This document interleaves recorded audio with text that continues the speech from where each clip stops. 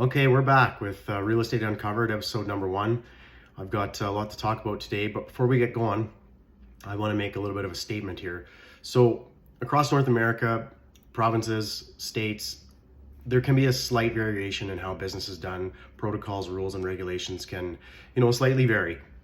However, the markets and jurisdictions, generally speaking, are somewhat, fluid, and the way business is done is somewhat similar. And so a lot of what I'm going to have to talk about in the coming weeks and months is going to apply to a lot of you directly. In the off chance that something that I talk about maybe doesn't apply to your jurisdiction because there's a slight variation in how things are done, what I'm going to talk about is still going to apply to you indirectly, because what I'm going to teach you is how manipulative real estate professionals can be.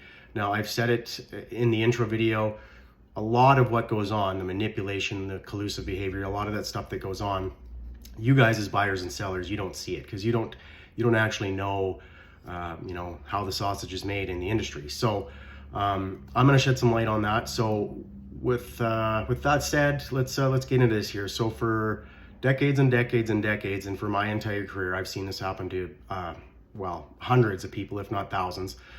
I have seen realtors hold back your guys' listings. Okay, and they're holding back your guys' listings from being published on the MLS platform so that they have a better chance at selling the house themselves and double ending the commission. That's correct, ladies and gentlemen. You heard me correctly there.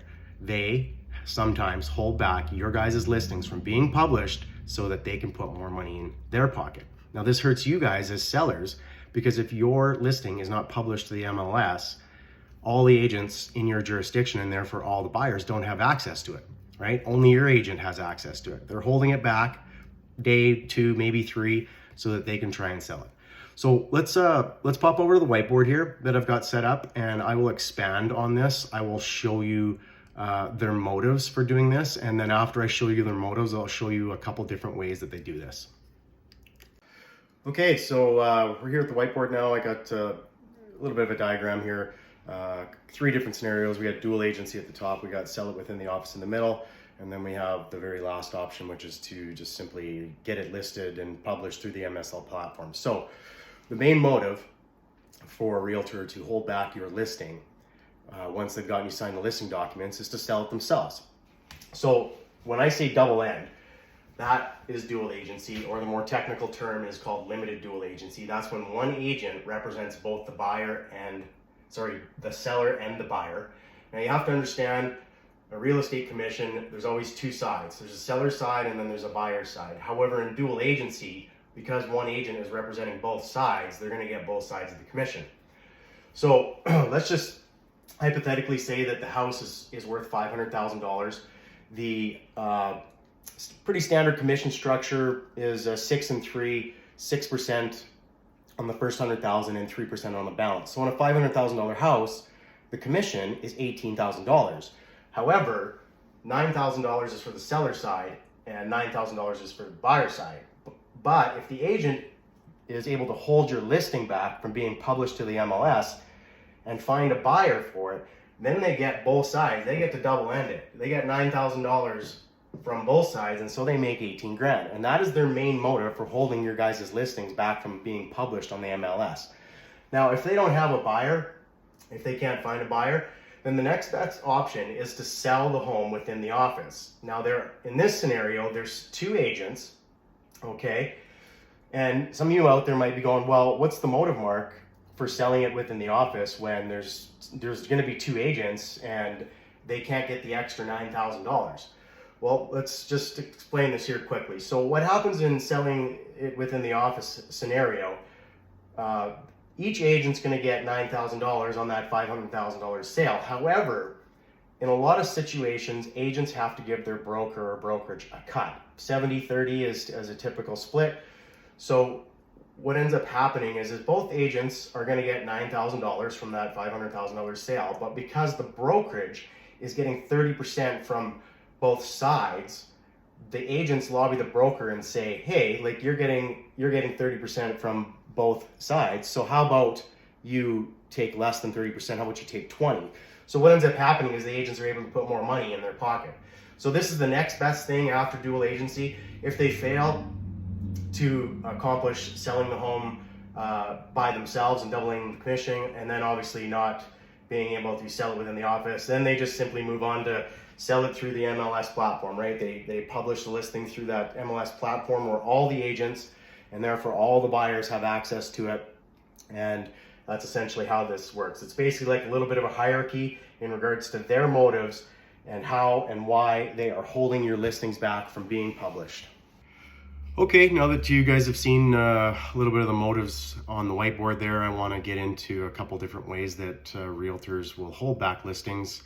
I got 3 things I want to go over here. So first off, I've actually taught a number of friends, family, whatnot about something called the Friday listing.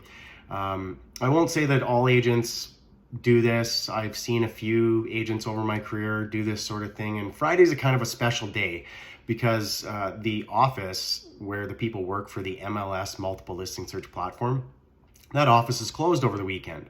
So if and agents know this, realtors know that this office is closed over the weekend. So if they can push off a listing appointment until Friday and get you to sign the listing documents on Friday, they know that they can hold the listing back for, only 6, maybe 10 hours until that MLS office closes at 5 p.m. And then they get the entire weekend. They get all day Saturday, all day Sunday, and probably part of Monday to try and sell your home themselves, because it's obviously not going to get published for all of the buyers across the province or state to have access to it. And so they're somewhat manipulative in regards to pushing listings off till Friday. There's not enough days in the week or hours in a day for them to push all their listings off, but I know of some agents that definitely push off listings to Friday because they know that MLS office is closed. After that, agents, they can delay your listing any day of the week: Saturday, Sunday, Monday, Tuesday, Wednesday, Thursday. It just doesn't happen on Fridays. Like I said, if it's done on one of those days as opposed to a Friday, they're definitely going to get maybe less time to prevent your listing from being submitted to that MLS office, maybe 24 to 36, maybe 48 hours, but they still get time. And that's definitely 1 or 2 days is definitely enough time for them to try and sell it themselves. And then lastly, I want to pass along to you guys, if you guys have elderly parents or elderly grandparents, you guys need to watch out for them in respect to this. They are very, very vulnerable in this situation. In regards to listings being held back. I'm not going to say it's because they're naive, because honestly, you're all naive. I think it's more so because the elderly, they actually maintain their homes a little bit better than everybody else, but their homes are dated. And so their homes are very, very desirable and very popular because they're dated, but they're in good shape. And that's because there's lots of people out there that want to buy a house that want to put some sweat equity into it. And it's also very attractive for flippers to make some money, because the house is dated. Now, with them, generally speaking, what happens is the agent will, come over and get your elderly parents to sign the listing documents. And then as soon as that signature goes down on that piece of paper, the agent's going to say something like, "Can I show your house in 20 minutes? And there's nothing wrong with that. But what ends up happening is your parents don't realize that, I've signed the listing documents, but it's going to be hours, maybe even days before this agent gets the listing published so that all the buyers around the province or state have access to it. And what happens is they, the agent rushes a buyer in there, shows it 20 minutes after the listing document's been sold, and now an offer comes in, and then your elderly parents go, "Oh, great, I got an offer." And, getting an offer is awesome. I'll be the first person to agree with you, but knowing that now that you guys know that your listing hasn't even made it out onto the market, you might not sign that document anymore right away of that first offer. You might want to wait and say, well, hey, maybe get my listing published first before I'm going to sign this offer. When it comes to combating this scenario where realtors are holding back your guys' listings, this goes on right across North America. It's actually quite simple. All you guys have to do is use some situational awareness. Ask yourself questions like, when an offer comes in, say, you can ask your agent, say, "Hey, well, can you prove to me that my home has been published to the MLS platform? Prove to me that you have done your job and got it listed so that all the buyers across the province have access to it." Another question you can ask yourself when an offer comes in is, well, who's bringing me this offer? Who's representing the buyer? Is it my agent that's also representing me? Or is it an agent within the same office? Revert back to that hierarchy that I showed you guys. So ask yourself these questions. when offers are coming in and whatnot. Also ask your agent questions about, like I said, making sure that, hey, is my home being listed? Is it published so that everybody can see it? So I really hope you guys enjoyed today's video. I know it's a little bit long, probably about 10 minutes or so.